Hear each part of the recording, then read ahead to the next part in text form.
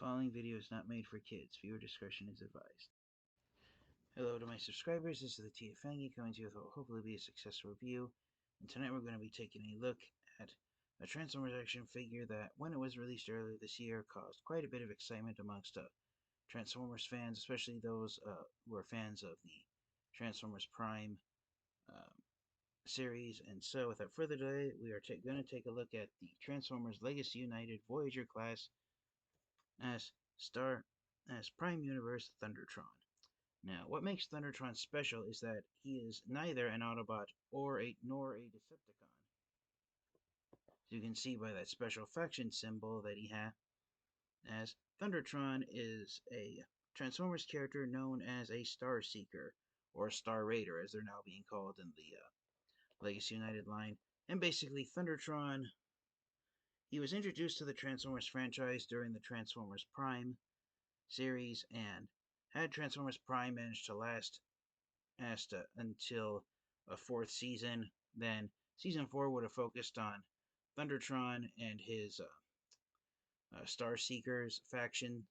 And basically, Thundertron is a space pirate. He travels around the galaxy, looting and plundering any unsuspecting Autobots and sometimes some Decepticons who get in his way. But yeah, his the Star Seeker faction symbol, that's what it is there, pictured on Thundertron's box. It's basically a modified version of the Decepticon faction symbol that has two slash marks on at the base underneath the face, and so it's designed to be a Transformers version of the famous skull and crossbones that's depicted on pirate flags. So yeah, and even if you look closely at his head sculpt, even from here, Thundertron, the top of his head is designed to mimic the hat that 16th and 17th century pirate captains would be known to wear. Here, so yeah, this guy, I could give Davy Jones a run for his money if he wanted. But yeah, that's basically the background information on Thundertron. He's appeared in the comic books, quite a few Transformers comic books after he was introduced. He was, in fact, given a Voyager class figure in the original Transformers Prime line back in 2012. I remember seeing Thundertron shelf warming at some retail outlets where I lived back then. I never bought the original Prime Thundertron action figure for primarily the main reason that I was hard pressed for cash at the time back in 2012, and whatever little Transformers money I had, I invested it in characters who appeared in the cartoon, not ones that were just created to expand the Transformers Prime line. Looking back, had I known Thundertron would become such a special and unique Transformers character, I probably would have bought his original Transformers Prime action figure, but that's one of the reasons why I was excited when it was announced he was getting a brand new Voyager class figure in the Legacy United line, since this was my first attempt at getting Thundertron for a second time, so I decided not to pass it up now. So yeah, Thundertron, as of this video's recording, he's now been given two action figures in the Legacy United line. As you can see there, behind me, there's the second version of Thundertron. That's a leader class sized figure that's been released exclusively at Walmart stores as part of the Star Raider line, and basically Hasbro renamed Thundertron's faction of space pirates from the Star Seekers to the Star Raiders. And so he's basically gotten two action figures in the Transformers Legacy United line. So this one of Thundertron, some of the key differences I was gonna wait to point out until I got around to reviewing the leader class Thundertron on back there, but I'll say it right now. This version basically of Thundertron makes him distinct from the other version released in the Star Raiders line exclusively at Walmart here in the US is that the individually packaged Voyager class Thundertron figure, he has two eyeballs and two hands, and the shade of blue paint and blue plastic used on him is much darker than the one that was released at Walmart in the Leader class box set. The lighter blue on that figure mimics the original Transformers Prime Thundertron action figure back in 2012. So I now call this thing a younger Star Seeker Thundertron, and I call it the leader class figure, a older Star Raider Thundertron. And apparently, the Star Seeker slash Star Raider pirates had two different origins in the Transformers comic books. And in the first stories created with them, the Star Seekers were actually started by the character of Cannonball. He was the captain, and Thundertron took over after a time. And then in another issue, Thundertron was always the captain, and he started the Star Seekers. And then after he died in battle, Thundertron's Cannonball, who had been Thundertron's first mate, took over as the new captain. So, yeah, there's quite a bit of story that's been created with him. And so, here's a quick look at Thundertron in his box one more time. There's some artwork of him in his alt mode, which is a mechanical lion. That's another thing that makes Thundertron special, is that his alternate mode is a mode. While a mechanical lion isn't a unique alt mode, it is a mode today in the 21st century and for the last few thousand years throughout most of human civilization. The lion's been known as the king of the beasts, because it's been regarded as being the most fearful and powerful land dwelling animal that humans could ever come across. And you are considered very lucky if you come across a lion in the wild and live to tell the tale about it. So yeah, that's a pretty menacing looking lion mode there for Thundertron. I apologize for yawning. It's the middle of the night. I was actually almost going to go to bed, but I figured why not get this review hurried up. So there's a photograph of Thundertron on his robot mode face, and he's zooming out. There's his robot mode. And one of the gimmicks that the new Thundertron action figure has, which his original Prime action figure did, is that you can actually remove one of his feet, the feet that he has for his lion mode double as the robot mode feet. You can actually remove one and give him a peg leg like some pirates had, and then the foot, it actually becomes the cutlass for the sword that he wields. A cutlass is basically a carved out part of the handle that the blade of the sword attaches to. And during the 16th and 17th century, cutlasses were popular because they would protect your fingers when you were in a sword fight. Alright, so that was a pretty interesting concept, turning one of Thundertron's feet into the cutlass for his sword.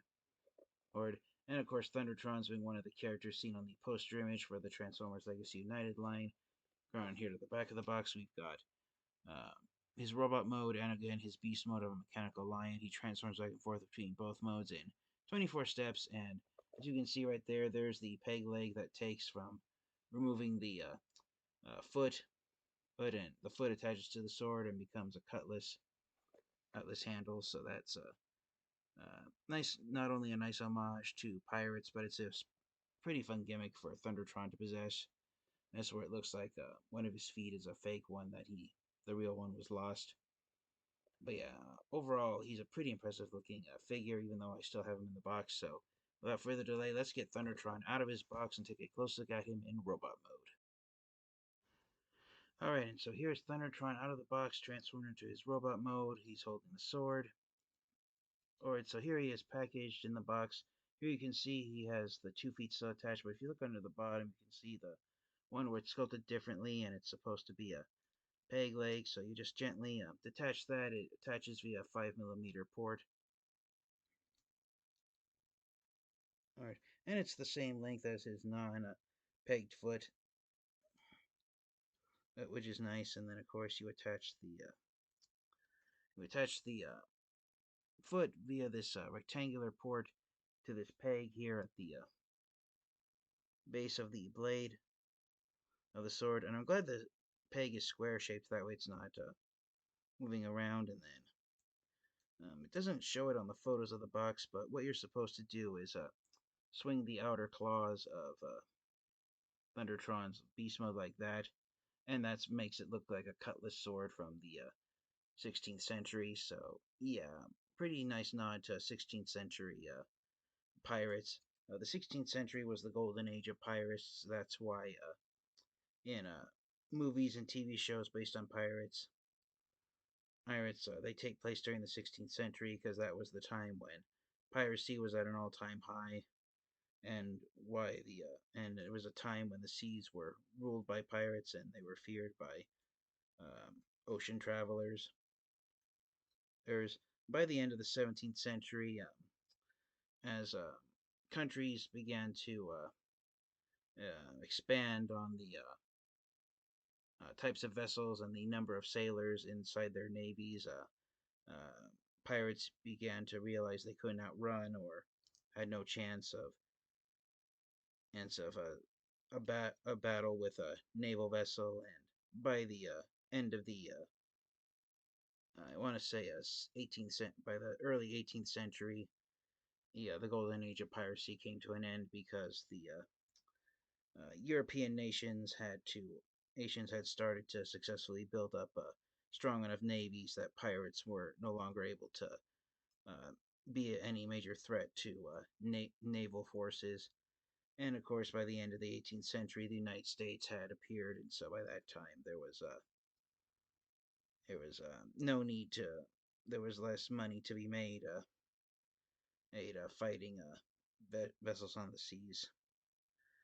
Unfortunately, there are pirates who still exist today, but most pirates aren't like they were in the 16th and 17th centuries where they were sailors who went out on ships and would pillage vessels of their treasures and would rob all the wealth that a ship had on board. But it's nice to see that there's still ways that fictional characters, even in the Transformers franchise, such as Thundertron here, can still be a not pay not an homage to those pirates, to the golden age of pirates. So yeah, I really enjoy his head sculpt. Again, it's designed to look almost like a tri-corner hat that was one of the popular styles of hats in colonial times,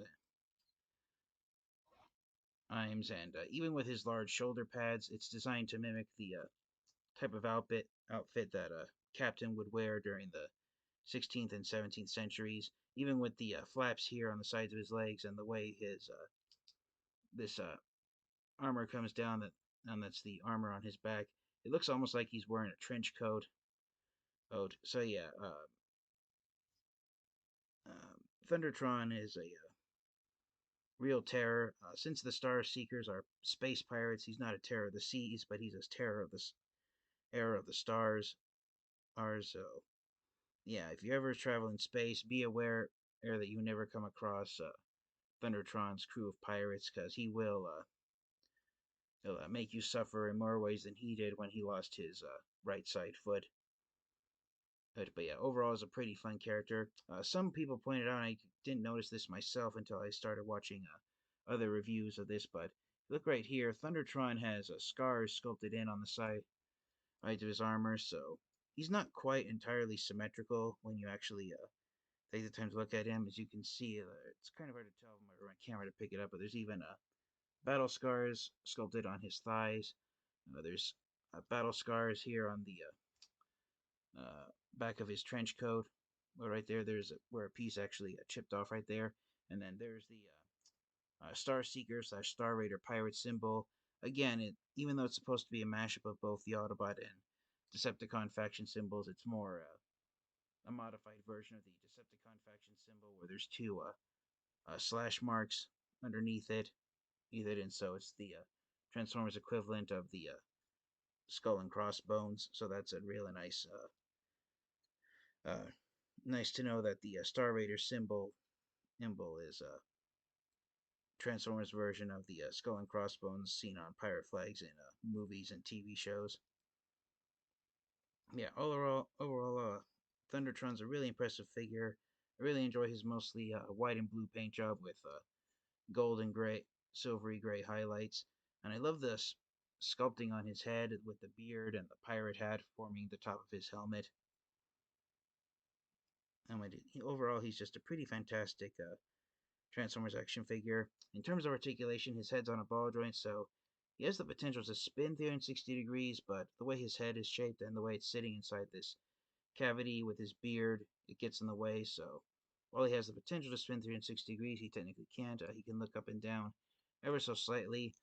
Arms can, if you move the shoulder pads out of the way, the arms have the potential to spin forward and backwards 360 degrees, but with the shoulder pads here, that's hindered from achieving full articulation. He does have a swivel joint the in the bicep, but it's actually instead of being halfway at the bicep, it's actually at the right above the elbow. It's very stiff out of the box, so just be careful with that. Hinged elbow joint. He does have wrist articulations, but because these lion claws are permanently sculpted there, again that also hinders his articulation in the wrist. No waist articulation as far as I can tell. He does have universal joints in his legs, so they have the potential to spin 360 degrees clockwise and counterclockwise at the hip, but it's hindered by the kibble that makes up his trench coat. Swivel joints in the thighs, but again, it's really tight out of the box. Also, another swivel joint right above the knee. Knees can bend. And this far, if you can get his leg into a good position, and even when you have both feet attached, the articulation is the same. You've got an ankle rocker. The feet can go up and down. The outer claws can move separately from the toes, but not the toes themselves. And that's pretty much it. It had a pretty good amount of articulation for Thundertron. And now I mentioned at the start of the review that I missed out on the original Prime Thundertron action figure, so this was the first ever action figure Thundertron that I added to my Transformers collection, and it was the only one from the time I got him up until the Walmart exclusive figure was released. So that's the only figures of Thundertron I have are both of the Legacy United ones. So just for a random size comparison with another Voyager class figure from the Transformers Legacy United line, here is Transformers animated Optimus Prime. So even with their weapons holding in hand, as you can see, Thundertron's a pretty decent sized Voyager class Transformers action figure. And yeah, I really enjoy finally having an action figure of him in hand. So without further delay, hey, let's get him transformed into his alt mode, and we will wrap up the review. Alright, so here is Thundertron transformed into his beast mode of a mechanical lion, and yeah, this is one menacing lion. I would not want to encounter this even for a moment. He's a really menacing looking, and unlike the Leo Prime figure we got in the Legacy Evolution line last year, here being a mechanical lion, a Thundertron, he really has that alien look to him. And yeah, overall, this is not a friendly beast by any means at all. So, I give huge credit and props to the designers at Hasbro and Takara Tomy for designing this menacing looking action figure of Thundertron. As far as posability in lion mode, his jaw can open and close. So there's the jaw closed up. The hinge is very stiff, so just be careful when you're opening it. I recommend being very careful. His jaw can open up that wide, so you can make it look like he's roaring quite a bit. These side panels here, which become his chest armor, you can either bring them out, or you can fold them back, and you can give him either a larger or a smaller mane and in line mode. The legs do hinge forward and backwards at the elbow. The front legs do, and then the feet can move up and down. The way the Thundertron transforms arms, the front legs peg in place here into what is the bottom of the lion's mane, which is actually his robot mode arms. So unfortunately, his head articulation is hindered due to how everything pegs in place to form the front half of his beast mode. But still, for what it's trying to do, and not only homaging the original Transformers Prime version of Thundertron, but also being a menacing-looking pirate lion, I think the designers did a fantastic job. But then I was having trouble rotating something here in the back. One moment, please. Okay, so it's refusing to rotate properly, but anyways. Um, it's up to you how you want to position these these armor pieces on the back, on his back legs. You can either have them folded out, or you can bring them in, or you can angle them down if you want, just to give him a sleeker look. On the on Thundertron's instruction sheets and the photos on his box, it shows that they're pointing upward, and that's how his original Prime action figure from that was released in 2012 transformed into. And yeah, you can get the legs into quite a bit of articulation, but they're almost the same joints lines as when they were his robot mode legs. So no, it's up to you if you how you want to how much articulation you want to give Thundertron. And then his tail can go up and down, but that's as far back as it goes, so you can't have it dangling downward. And unfortunately, for weapon storage in beast mode for his sword, there's a rectangular port here on the top of his back that lines up with this rectangular peg sculpted on the sword. And unfortunately, that is the only weapon storage in beast mode. So it is an example of just plug the weapon on top of the back and call it a day. Yeah, I kind of wish there would be other spots to put the sword in. Let me just see. So he does technically have on this shoulder there's a 5mm port, but then on this shoulder there's two rectangular pegs, and that's designed for the War for Cybertron trilogy, a laser beak mold to sit on his shoulder. And the leader class Thundertron figure comes with a bird, and so that's basically designed for one of Soundwave's bird cassettes to purchase on top of Thundertron's shoulder in robot mode, so he can look like a pirate captain having a parrot on his shoulder. Um, the sword kind of sort of fits in there, but it's really loose and it'll pop off at a moment's notice. So, um, and the way it's angled, the blade of the sword, if you have it pointing forward, it'll hit the top of his top of the main. So, having the sword plugged on the back like this is pretty much the only weapon storage while in beast mode. But one thing I do enjoy is that the sword kind of covers up Thundertron's Star Seeker pirate symbol, so you don't. So if he approaches you while in lion mode, you don't know if he's a friend or foe until it's too late and he's gotten close enough to sink his claws into you. So yeah, overall, I really enjoy how this figure came out, and it's a thrill to finally have an action figure of Thundertron in my Transformers collection. Again, the main reason I passed on his original Transformers Prime figure when it was out on the shelves back in 2012 was because of lack of money that I had in my pocket at the time. But yeah, overall, a pretty fantastic looking Transformers character. And for a size comparison, once again, here he is next to Legacy United Animated Optimus Prime, so different continuity, but it's the best I could do considering that this is the first ever action figure Thundertron that I have in my Transformers collection, and had the Star Raider Leader class Thundertron figure not been released, this would be the only action figure Thundertron that I have.